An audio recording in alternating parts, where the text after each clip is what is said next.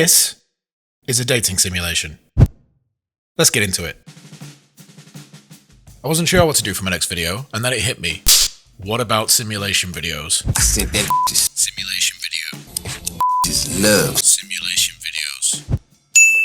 So I've done some research on this type of video. And I know that before I can simulate anything, I need some adorable creatures for the visuals. Fortunately, I already have these little guys ready to go. Now obviously I wanted to make sure that they were legally distinct from Primer's blobs, so I gave them arms, legs, and some big ol' animated name tags. Each of my little creatures has 3 traits. We have attraction, I'm sorry. Those of you who skipped back to look at the Blobbins' boobs, what the f is wrong with you? So we've got attraction, self-esteem, and appeal. Attraction is a base level of attractiveness to other Blobbins. This can come in many forms. Maybe someone's just absolutely stunning and you give your left testicle. Or maybe you're just into feet and the other person has feet. Why? Point is, we're not getting that complex. We have one attraction value and that covers whatever weird shit you're into. To keep things dead simple, if a Blobbin's appeal factor is higher than or equal to their date's self-esteem, that date is happy. However, if they get rejected by a date that they like, their self-esteem goes down. And of course, being liked by a date that they like will make their self-esteem go up. I don't know what's going to happen. Let's find out together. Okay, immediately not going well for the ugly people with bubbly personalities. That's fine, ignore that. Okay, I'm finding my algorithm is not particularly kind to people who are not considered attractive. I don't know what that says about me. Maybe we should try and change it a little bit, because this doesn't look like it's going to get any better. Okay, in the interest of science, I'm going to let the simulation run to the end, but maybe we should speed it up a bit, because this is painful to watch.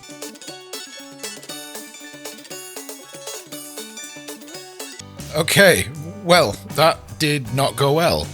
I mean, some of these guys got rejected so hard they literally were left spinning. Look at this guy.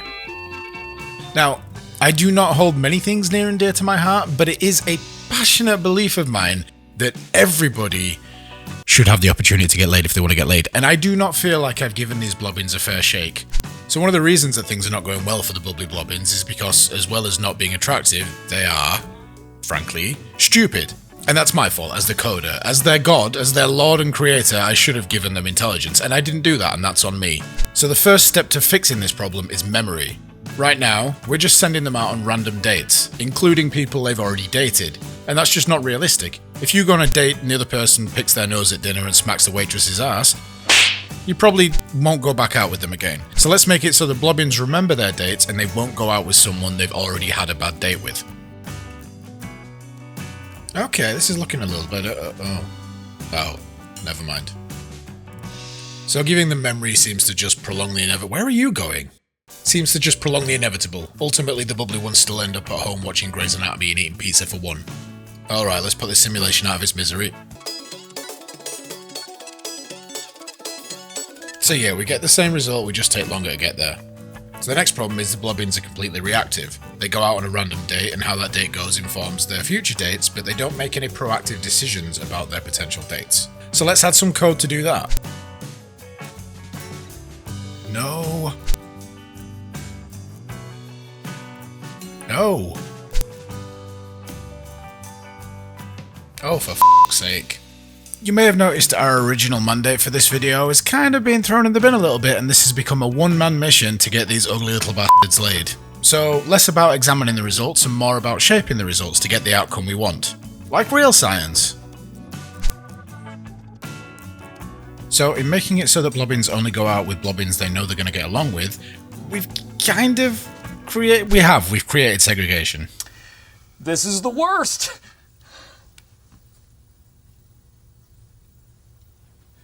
The good news is the ugly ones are getting laid now. One thing I haven't tried yet is bringing the beautiful blobs down a peg. Right now, if they can't find a date, if there's no date that they want to go out with, they just stay home. And there's no penalty for that. And I think we should make it so that the beautiful blobs, if they can't find a date, their self-esteem takes a little bit of a hit.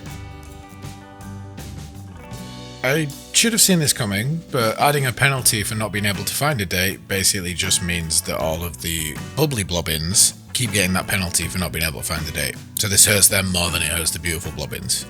Let me try something.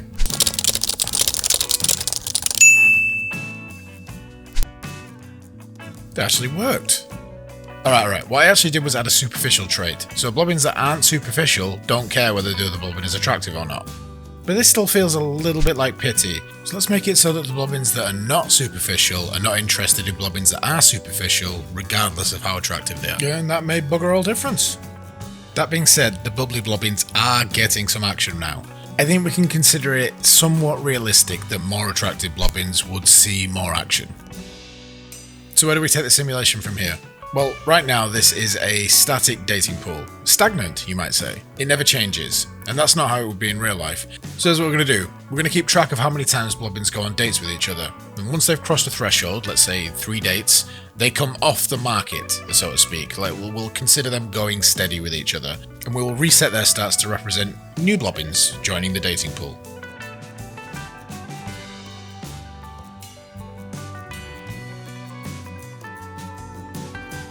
So now, finally, we have some results that look like they might possibly maybe be meaningful. Who knows? Well, we do. We know there's not a massive amount of useful information we can extrapolate from this because we're randomly assigning variables to the Blobbins. There's no evolution factor or anything to the new Blobbins that are spawned in, which means there's no patterns that we can take out of this. However, what's interesting to note is the attractive Blobbin self-esteem takes a nosedive. And on the face of it, this may look like it's because the attractive Blobbins are no longer getting lucky in this new system, but that's actually not the case. What's happening is the attractive Blobbins are getting very lucky. So lucky, in fact, that they're leaving the dating pool with their respective partners and being replaced by new Blobbins. And even though the new Blobbins that come in have their stats randomly assigned, it skews towards the Blobbins that don't have the attractive trait, because those Blobbins very quickly leave the dating pool again. They find a partner and off they go. Whereas the Blobbins without the attractive trait seem to hang around longer.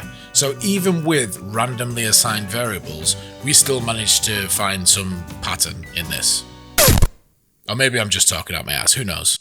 However, some insight I have drawn from this includes, do not use self-esteem as a metric. It's very confusing as to what's actually going on, and I'm sure there will be comments about it. In fact, I encourage you, complain about the fact that I made such a graph in the comments. Please, I need the engagement, please. And another insight I gained from this is if you are going to use a euphemism for the word ugly, do not use bubbly, because they sound basically exactly the same. One thing that's definitely not ugly or bubbly are my supporters. Smooth, huh? Whether you just like the video, subscribe to the channel, comment, share, or even support me on Patreon like these beautiful b****s, it all helps, and I can't thank you enough. So one last thing before I go, the visualizations and the coding part of these videos were made over on Twitch, live on stream. So if that's the kind of thing that interests you, maybe come check me out over on Twitch. And if it kind of interests you but not enough to go and watch a 5-hour stream of me talking, trust me, I get it, then I've set up a second channel which is going to be mostly edited content from the stream, so kind of like a highlights channel. So maybe you could head over there and drop a subscribe and like a few videos, and you get the idea. Thank you so much. I will see you next time.